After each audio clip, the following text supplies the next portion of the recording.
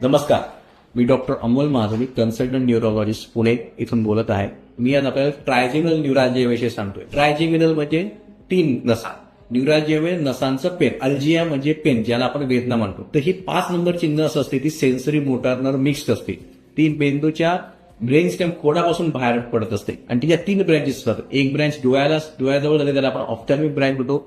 दुसरी असते मॅग्निली ब्रँच, जी नाकाजवळ जाते, आणि तिसरी असते मॅन्डिब्युलर ब्रँच. तर याच्यात पेशंटला असह्य वेदना होतात जेव्हा पेशंट घास खायला जातो, किंवा चूळ भरायला जातो, ब्रश करायला जातो, किंवा दाढीचा रेझर फिरवायला जातो.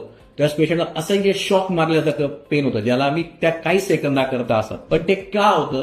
कारण जेव्हा आपला जन्म होतो त्यात आपल्या ट्रायज्युअल नर्व जवळ पासून 1.5 सेंटीमीटर अंतरावर काही आर्टरी असतात. Anterior inferior cerebral artery, posterior inferior cerebral artery. पण काही केसेसमध्ये दुर्भाग्यरित्या 3ची आर्टरी असते, या नर्व्स भोवते जवळ असते एकदम, आणि त्याच्यावर पेशंटला तीव्र वेदना होतात. तर याच्यात करायचं काय असतं? सगळ्यात पहिले आम्ही बेसिकली पेशंटला काही ड्रग्ज देतो.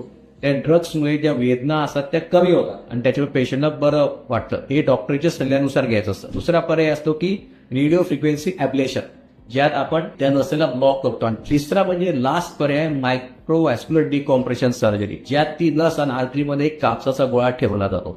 तर आपल्याला जर काही यानुसार वेदना असतील तर त्वरित आपण संपर्क साधणं आणि याच्यावर मात करणं. थँक्यू.